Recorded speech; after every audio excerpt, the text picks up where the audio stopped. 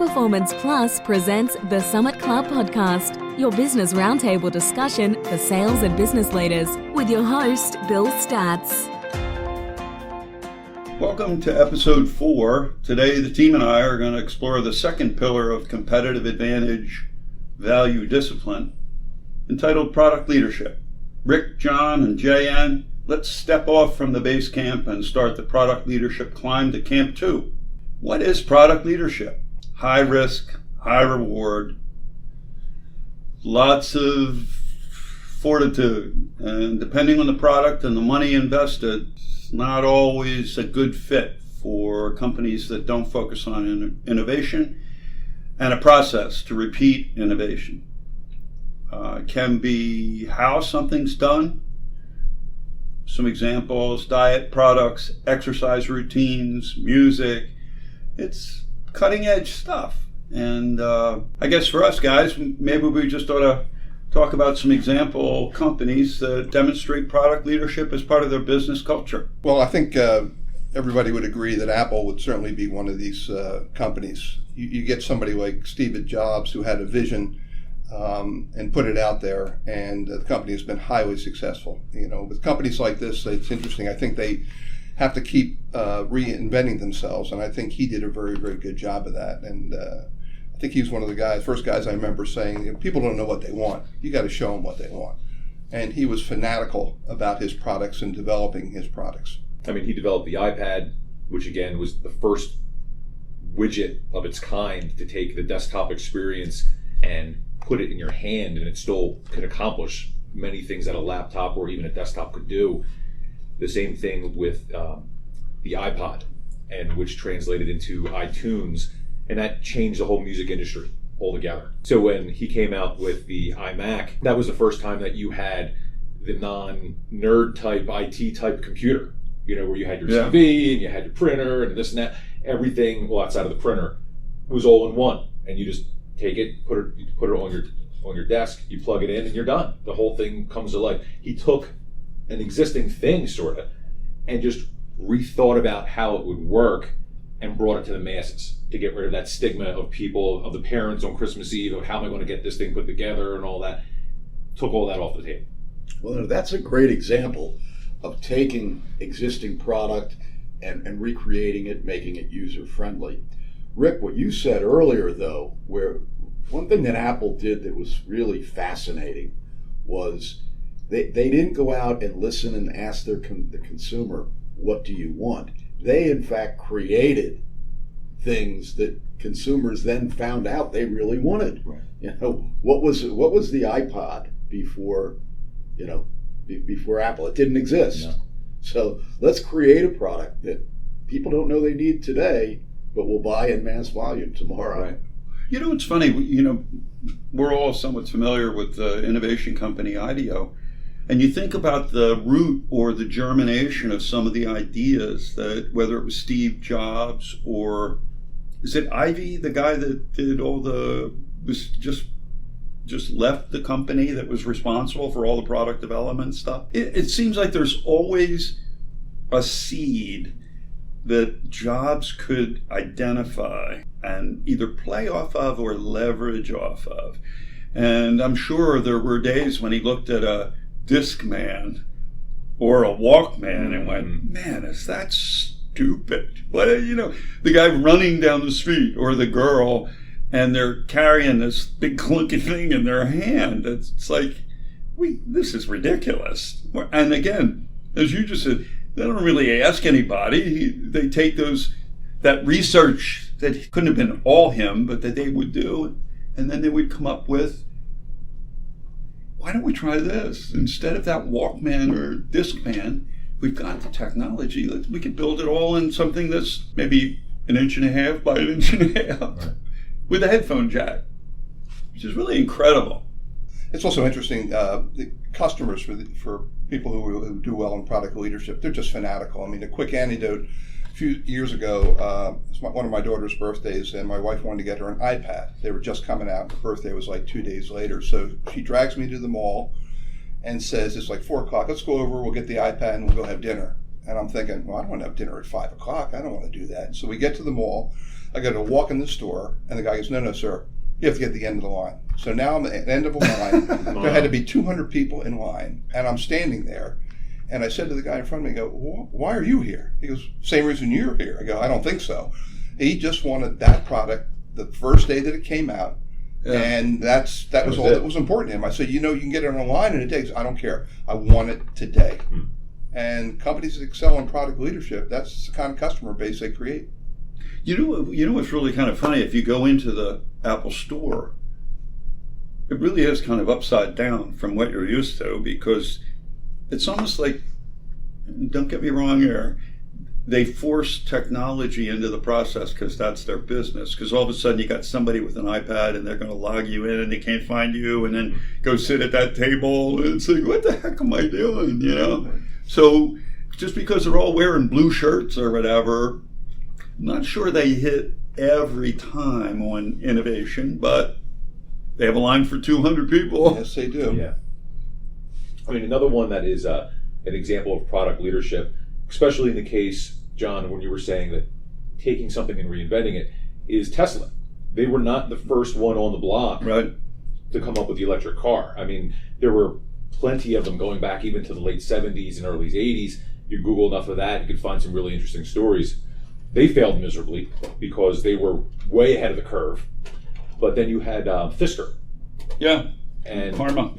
Yeah, they came out with the car, and for whatever reason that fizzled out, didn't quite work.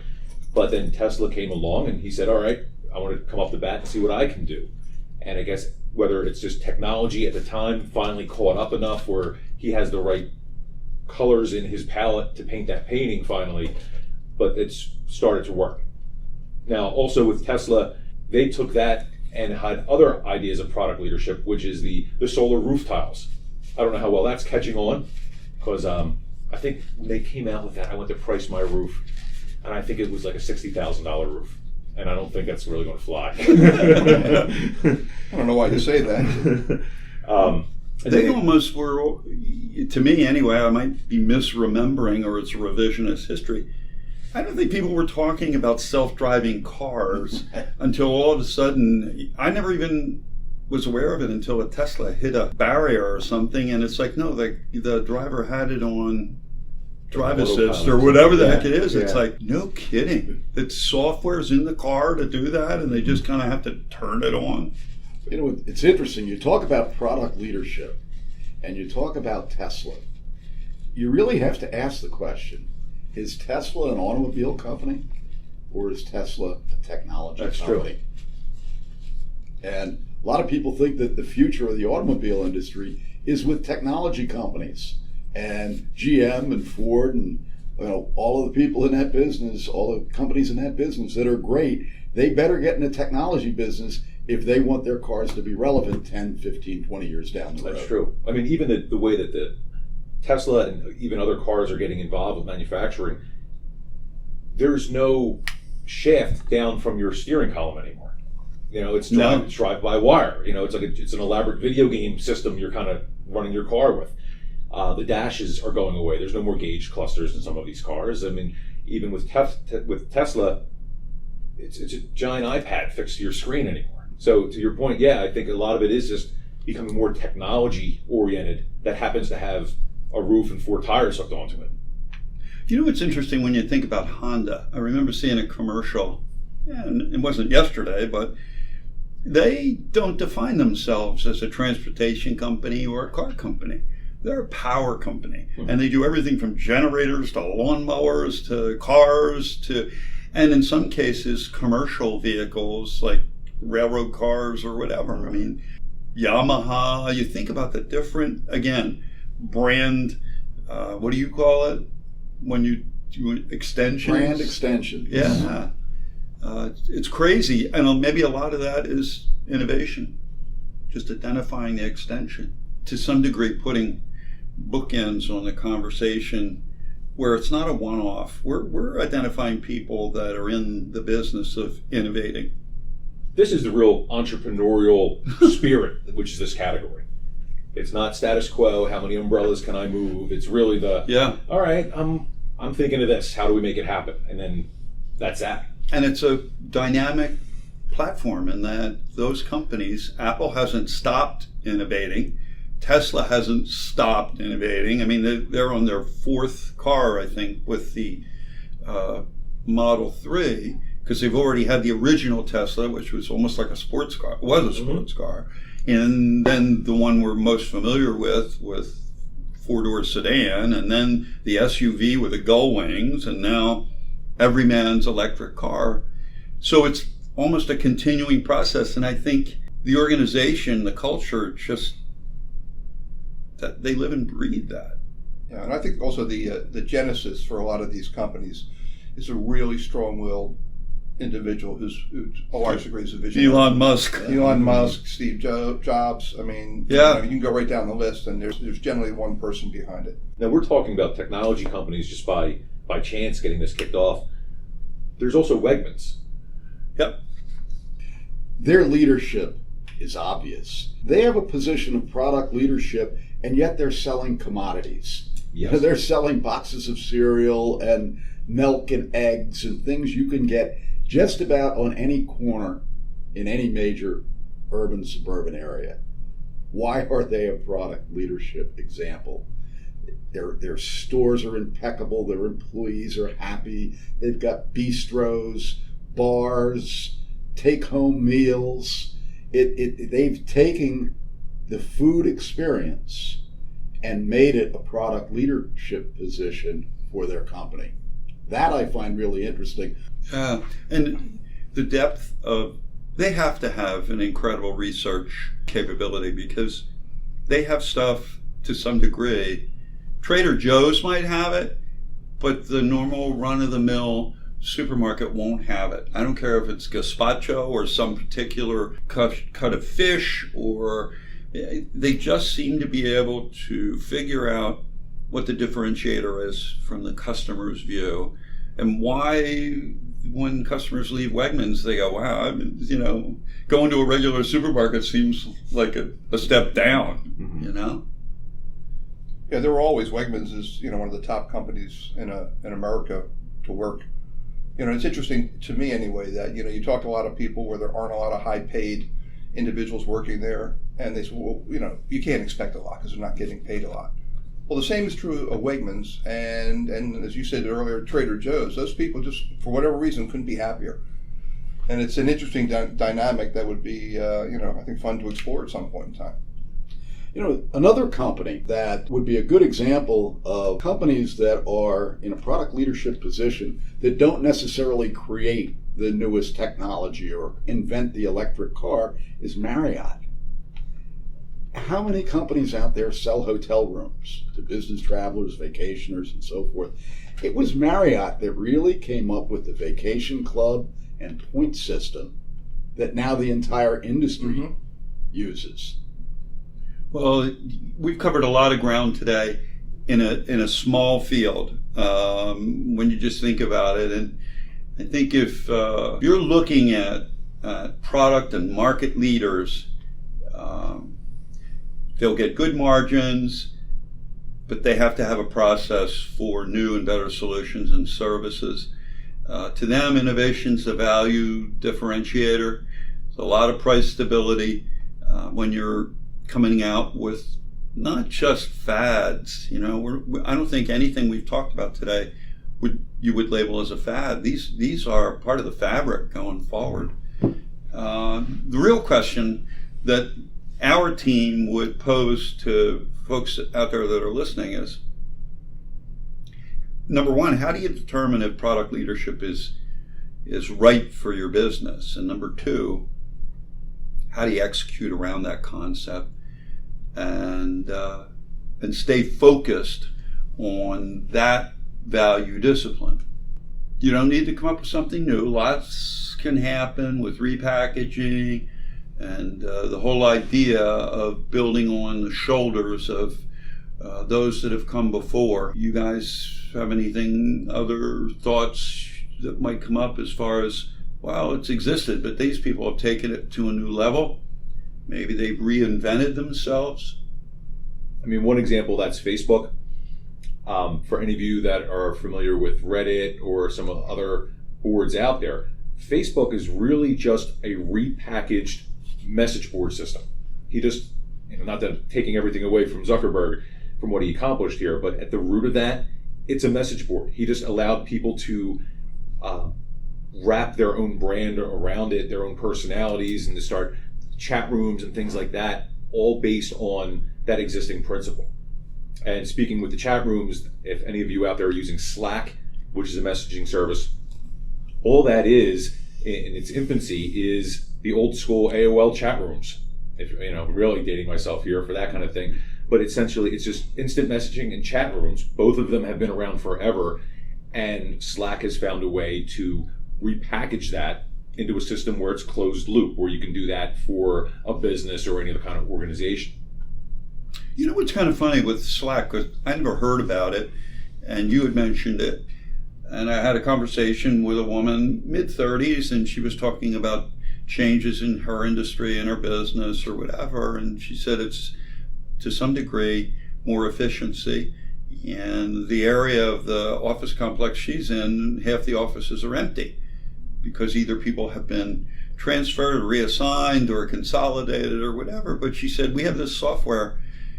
I'm not really close to a lot of people physically, but the software, I can type a message and they get it and it comes back or whatever. And she said, I think it's called Slack. Mm-hmm. It's like, yeah, that's Slack. So it's kind of funny. And once you kind of try to put it in a context, messaging, well, what I can do instant message, like where we came from years ago or whatever. It's like, it's a little more sophisticated than that, and it'll pop right up on your screen. And instead of having a meeting, sometimes you can just take care of it. Absolutely. Yeah. Interesting. Yeah, product extensions, it's when we look at how to really reinvent our business or attain product leadership, there's a couple of different ways to do it. And if we look at major brands out there, whether they're fashion brands, you'll wonder, like say the Timberland Boot Company, they started as a boot company. Now you can buy Timberland outerwear, Timberland hats, a number of different products. And this is where companies get presented with opportunities to do product extensions. And what's a product extension? Well, when you look at your current business, there's a couple of different ways you can build your business. You can go deeper into a specific product that you're in, or you can go wider and expand your distribution to new areas, new countries, things like that. So product extensions give you an opportunity to look at your current base of product and decide, do I want to make more styles? Let's use Timberland as an example. Do we make more styles of boots? Do we make boots that go from the mountain to the boardroom? Or do we now make other products to surround our boot business? So do you go wider or do you go deeper? These are vital decisions to make when you're going to determine what your product leadership position is. Well, to wrap up today, just make sure you understand the perspective of the whole concept is creating or seizing a competitive advantage. And there's 3 specific disciplines to make some choices around. One, an earlier discussion we had regarding operational excellence. Today's subject, product innovation. And then the next step will be episode 5, and that will be focused on customer intimacy. And at that point, we'll give you some direction and some tools to analyze your company's positioning right now and make some choices as to which of these value disciplines best fits your organization. If you like what you're hearing, make sure to hit that subscribe button on your podcast player. And if you have any questions for us on this content or previous content, make sure to drop us a line. If we read your question on the air, you'll get a Summit Club t-shirt. Who doesn't want a good-looking t-shirt? Camp 2, we're looking forward. Remember, the windshield is a lot bigger than the rearview mirror, so stay tuned, look forward, see you on the mountain. To learn more about the Summit Club podcast, please find us online at www.summitclubpodcast.com. The Summit Club podcast is recorded and produced by Inertia Marketing and Design, a full-service marketing, digital, and graphic communications agency. You can find them at www.inertia.marketing. Thanks for listening to the Summit Club podcast, and we'll see you at the top.